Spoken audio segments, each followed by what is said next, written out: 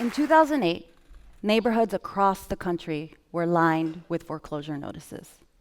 Families' belongings piled on sidewalks, lives reduced to garbage bags on the curb.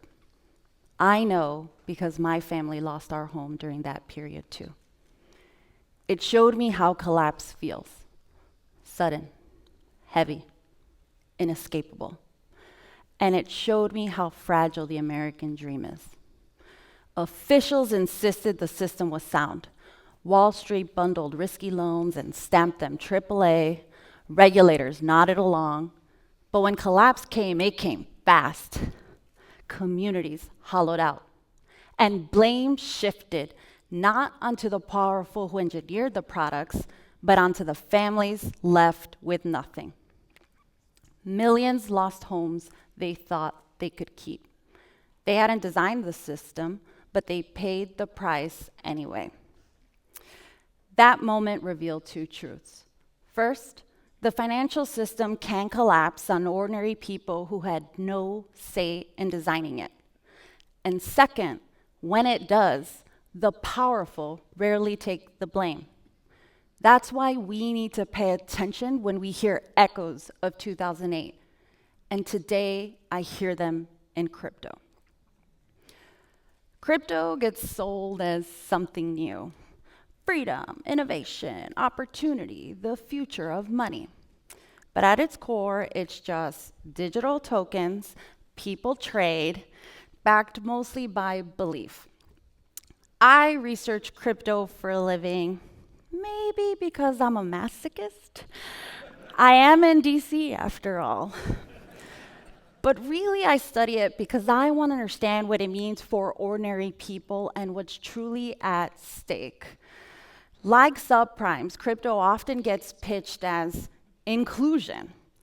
But what it really offers is predatory inclusion, offering pathways to wealth, but instead delivering risks and losses. Yet, instead of reckoning with those harms, it is being normalized at the highest levels, where we even have a federal initiative nicknamed Doge, after a meme coin. That is the perfect example of how crypto is no longer staying on the fringe. It is spilling over into our everyday life from Wall Street to Main Street.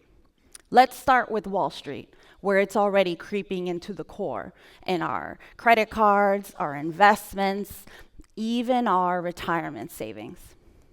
Imagine you're a teacher counting on your pension. You didn't buy Bitcoin, you didn't want to, but your pension funded, tying your future to one of the most volatile markets in the world, backed by nothing more than public sentiment or, let's just be honest, vibes. And I'm sorry to say this isn't hypothetical. Several state pension funds and some 401ks now hold crypto-linked assets sold as diversification, not choice. Banks, they're following the same script. They're bundling crypto into financial products, backing credit cards with crypto rewards, and many are even exploring launching their own stablecoin. Bit by bit, crypto is seeping into the plumbing of our financial system, whether we want it or not. And that creep doesn't stop at Wall Street. It shows up on Main Street too. In Texas, just 10 Bitcoin mines added nearly $2 billion to household energy bills in a single year, along with sleepless nights and health problems caused by the roaring machines running day and night. And then there's fraud. In 2024 alone, Americans lost over $9 billion to crypto scams. Seniors lost nearly $3 billion, often without realizing they had their money in crypto at all. And the storefront for many of these scams? Bitcoin ATMs, which charge sky-high fees and are unsurprisingly clustered in Black, Latino, and immigrant communities. So whether it's Wall Street products, higher energy bills, or outright scams, the result is the same. Crypto creeps into people's lives even if they never chose it, You don't have to buy crypto for crypto to affect you. Now, these personal losses are only part of the story. What happens when all of these risks connect?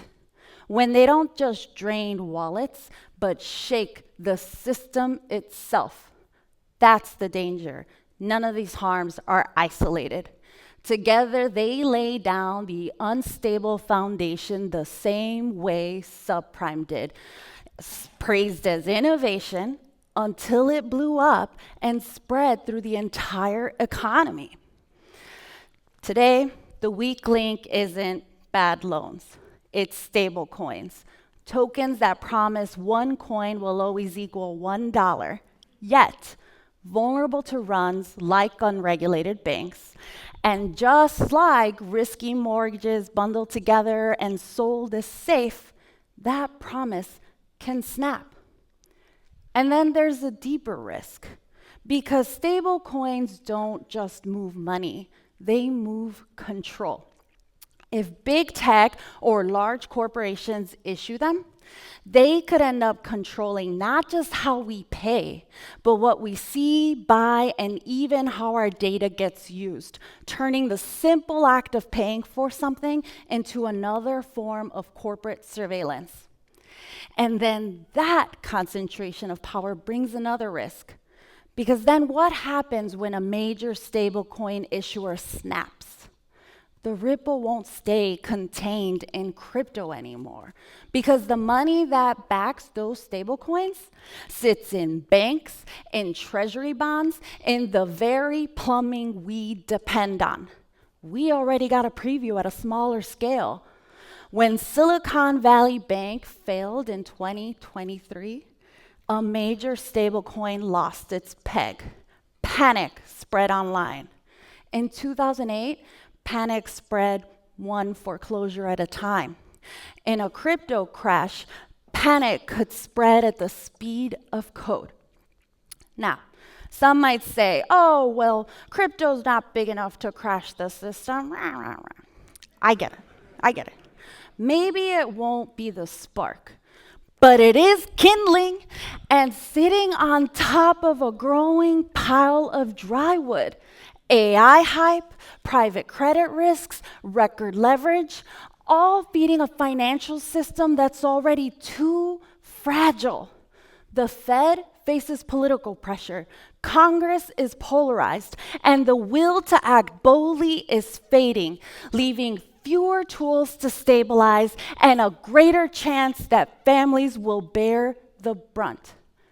So the question isn't just whether crypto could spark another crisis, it's whether our institutions are even strong enough to stop one.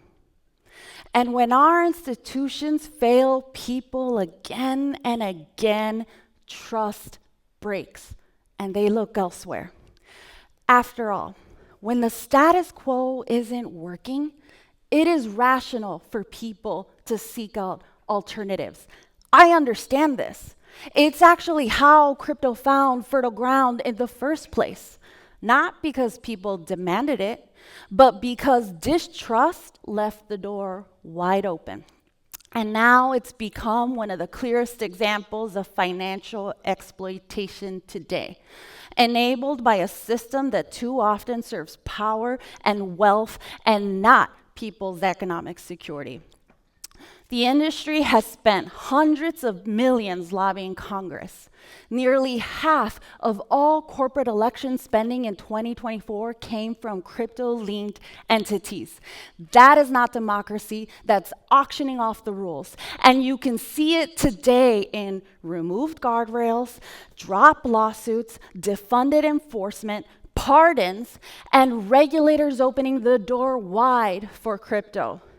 Most striking of all, the housing regulator directed Fannie Mae and Freddie Mac to consider counting crypto as assets in mortgage applications. As if we learned nothing from 2008. The patterns repeat. The shocks do not stay contained. They spill over into our markets, our communities, our trust, our democracy. In fact, one of crypto's most profound spillovers isn't only financial, it's democratic. When office holders and their families hold stakes in these products, the conflict isn't theoretical. It is baked into the system itself. Crypto, it turns out, doesn't just creep into wallets, it creeps into the halls of power. And here's the hard truth. Crypto and schemes like it will keep surfacing as long as people see no real path to wealth, no system built for the real economy. That's what we need to solve for. That is our mission. Illusions fade only when people see clearly and demand stability over speculation. Because when people see clearly, they also remember what an economy is supposed to do.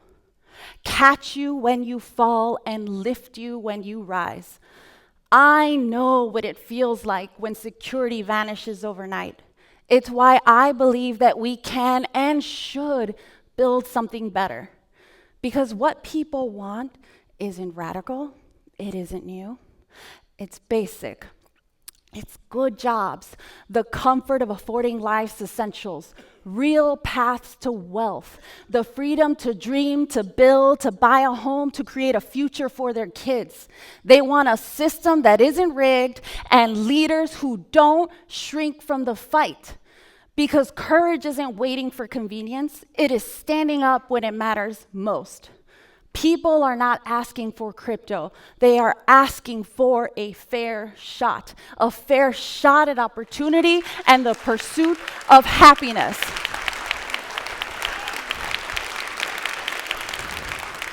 That is the vision worth believing in.